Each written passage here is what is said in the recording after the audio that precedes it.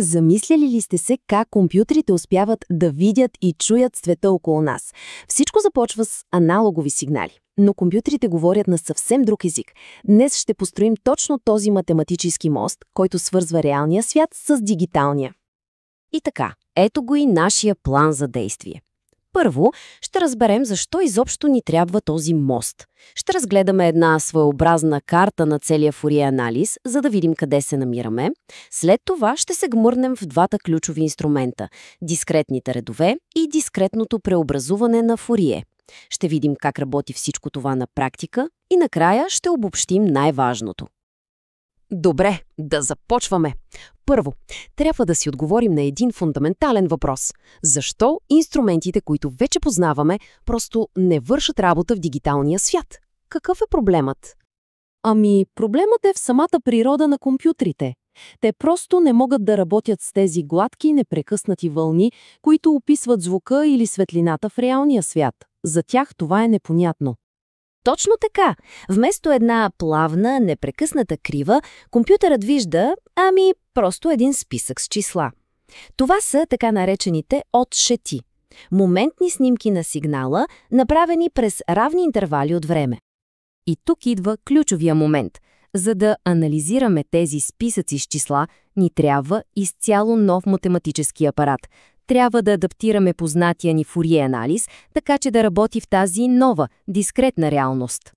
Добре, преди да се потопим в новите инструменти, нека за момент да погледнем голямата картина.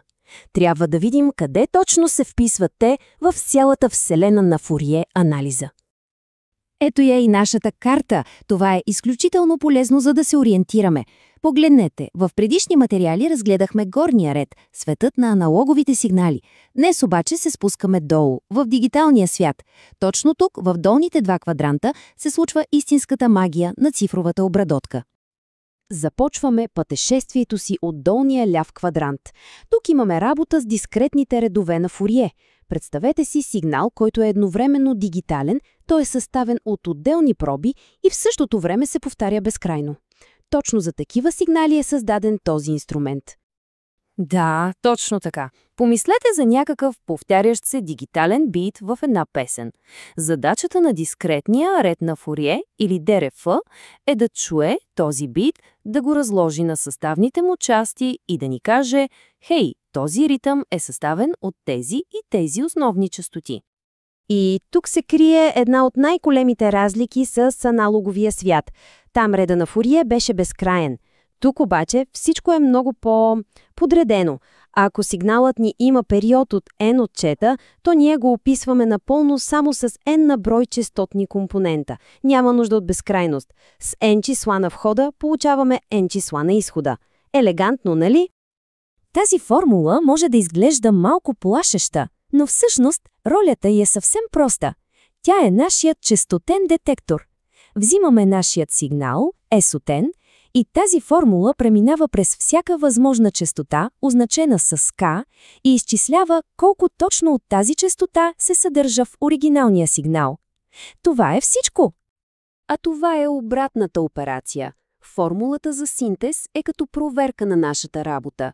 Тя взима честотните компоненти, които току-що намерихме, и от тях сглобява обратно оригиналния сигнал. Фактът, че го възстановява перфектно, доказва, че не сме изгубили абсолютно никаква информация по пътя.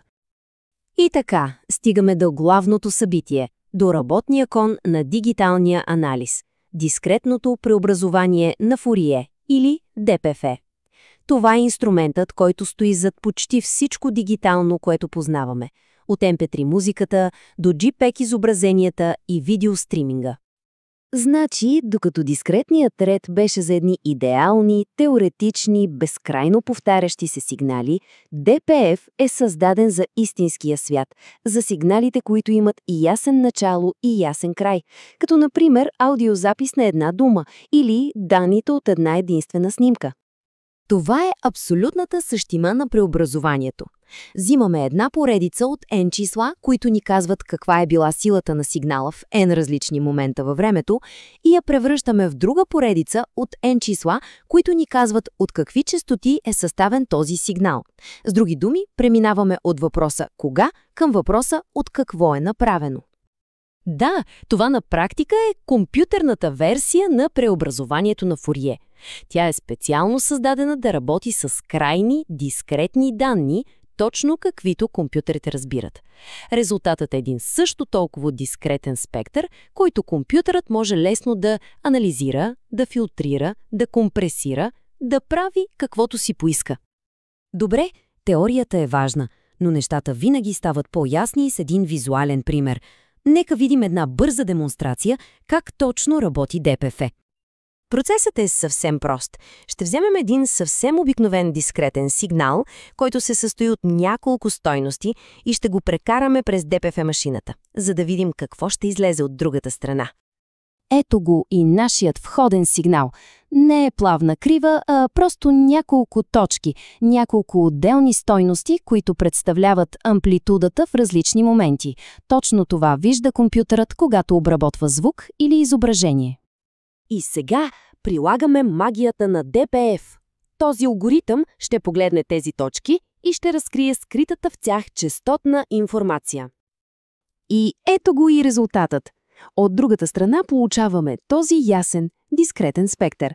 Всяка от тези вертикални линии ни показва силата на определена честота в оригиналния сигнал.